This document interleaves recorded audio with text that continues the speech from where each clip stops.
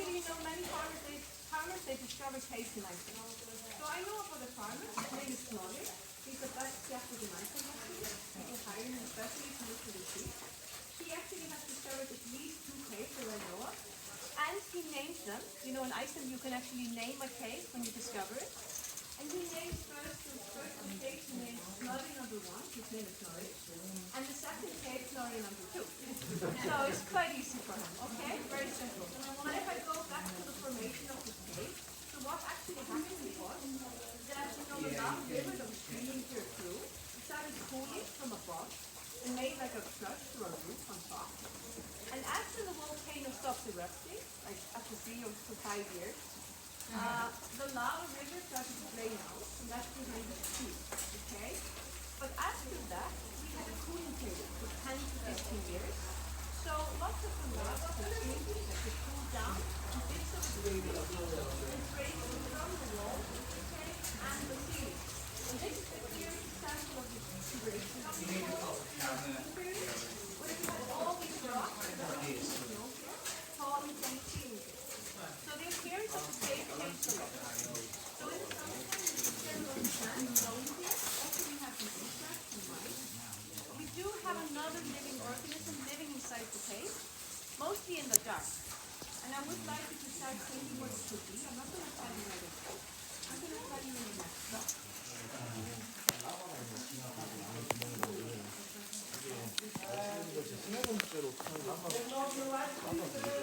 훨씬 많다는 뜻이죠. 여기 보시면은 그렇죠.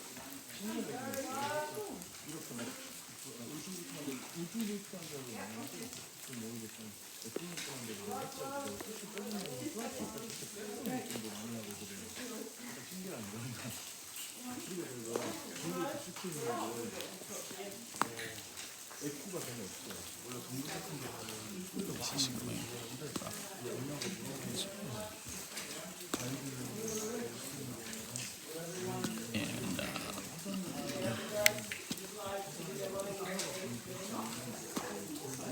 shoutout ko muna dito galing sa Lava Tube. Shoutout ko si Mix Kusina para hindi kayo mag galit sa akin. Katrupa Linad Show, Jeepney Driver, Maxi Harris, UN,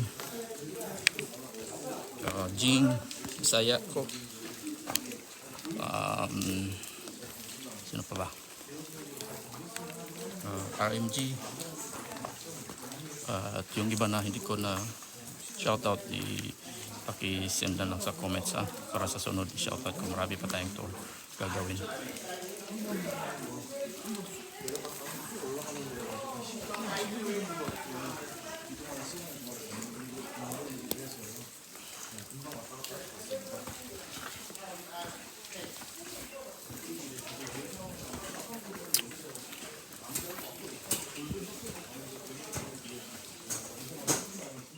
Saw the sign or anyone.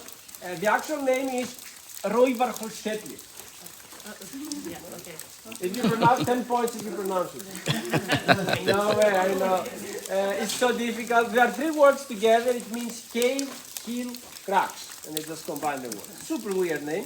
They discovered it recently, this cave, 1909. Not many information how and what happened. We just know some farmers. But the cave is way older. It's 5,200 years old. Maybe sounds a lot, but in geology it's not that much, okay? So it's still a very young cave. And what happened? About 12 kilometers west from here, like 8-9 miles, we have the Blue Mountains, and we had a very big eruption in that area over 5,000 years ago. The thing is, there are different types of eruptions. I bet all of you know the most common one, the explosive ones. You know, when boom, a bit of lava explodes, but mostly it's a lot of ash because of the pressure. We had here in Iceland a very big one, like 12 years ago. Anyone remember it? Yeah, it was no flights all over Europe for weeks, yeah. The name was Eyjafjallajökull. Exactly, Eyjafjallajökull. 4 points. Good job. Actually, in USA, they call it E15. The media, it was so hard to pronounce it, so E because of the first letter, plus another 15 letters next to it, and voila. Very smart, I love it. But also we have the effusive eruptions. They are completely different. It's just lava starts to overflow from the crater because the magma chambers underneath was full. So at one point this magma had to escape somehow. Of course it can happen from existing old craters, like in this case here, the name of the volcano was Leitin, 8 miles away. But sometimes it's just the magma pushes the ground starts to inflate, and because of the pressure we have cracks, fissures, and the lava overflow. And by the time start form completely new craters, new volcanoes, right? A very, very nice example about this type of eruptions is the last one that we had here a couple of weeks ago. I don't know if you heard it in the news. Yes, we had 4 small effusive eruptions in about 2 years. So it's very interesting to see how it's going to react to this area. And now we're expecting another one, actually. They say the chamber is full again, so be careful. Don't go in that area too much again, yeah. Here it was an effusive eruption, but very big one. It lasts almost for 5 years. So we have a huge range of more than 100 square kilometers, like 65 square miles of lava fields. That is the same lava that formed the tube over here. As we drive back to Reykjavík and we see only lava fields, most of them is just exactly from the same eruption. How now the lava tubes form? It can happen only with effusive eruptions because we need massive amount of lava. So as the lava starts to overflow from the crater or the fissure, it doesn't matter, and the lava starts flows everywhere, it starts form rivers, lava rivers. Lava reacts like water more or less, depends the formation of the landscape. So let's say we have a lava river and the lava is flowing inside. Of course, all of us know, obviously, that the lava is super hot. Most of it that we have here in Iceland is basalt lava. Anyone know it? Basalt is the most common type of lava that exists on planet. It's one of the hottest, 1,250 Celsius. That's about 2,300 Fahrenheit. But still, the lava cools down very fast when exposed to the cold air, at least at the beginning. So the first thing that happened, at the very surface of the lava river, we start to have a layer of a hard crust, because it's the first part of the lava that's going to start to cool down, always the very surface. It's like, okay, imagine you have a water river, it's so cold outside, you can get frozen at the surface, but sometimes the water keeps flowing underneath. It's more or less the same with the lava, but as we had this layer of a hard crust at the surface, later on, because the eruption was still on, or on and off, it doesn't matter, still more lava from the volcano start cover the crust. Layer, maybe later on another layer, and goes on and goes on. So at one point, we had the proper big roof on the top of the river. And that was a great insulation for the lava to keep flowing for a very long time without really cooling down. But at one point, the eruption was over. So it was no more lava to come inside the river anymore. So the lava river starts to drain out, it gets empty. Especially if the river is in a downhill, it's just so easy for the lava to drain fast. And when it was completely empty, what left over? Voila, empty spaces like this one. So now we're inside an empty lava river. We get it so far? Yeah? Yep. Perfect. It doesn't mean every river is going to become a tube, okay? It has to drain out first. Now we walk against the flow of the lava. The lava was flowing that direction, so we're at the very, very end of the tube. At the other side, at the very beginning, unfortunately it's too far away to go, but there's no exit, there are only lava falls. They look like frozen waterfalls kind of. It's from where the lava was falling inside here and filling up this river. We have 3 of them at the very beginning. Of course, different layers of lava was making the roof above us. Here is completely collapsed, as you can see, but farther inside the roof it's more than 12 meters, like approximately 40 feet.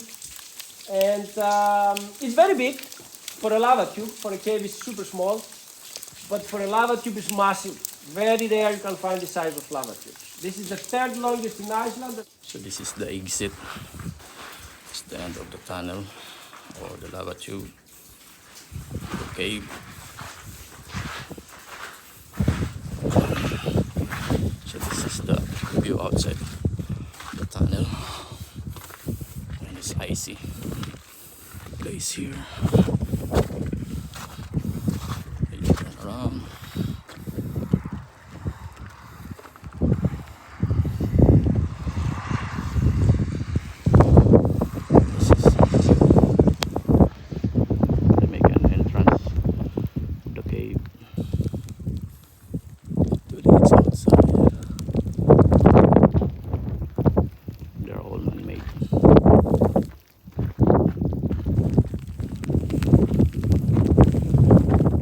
second biggest in volume that we have discovered so far. Okay?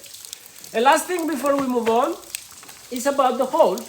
You notice a few holes up to the roof. The name for them in geology is skylights.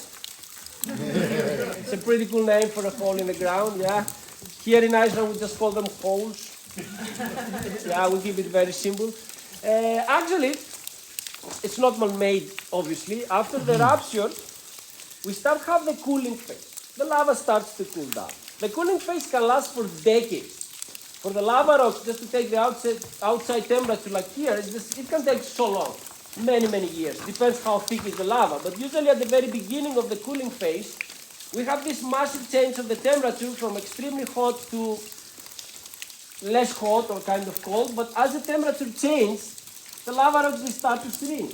As they shrink, they crack, and all the weak parts, boom, they just collapse, like here. Here is very broken. We have 3 skylights in this cave. This is the last one. Maybe, of course, you notice behind us the other 2.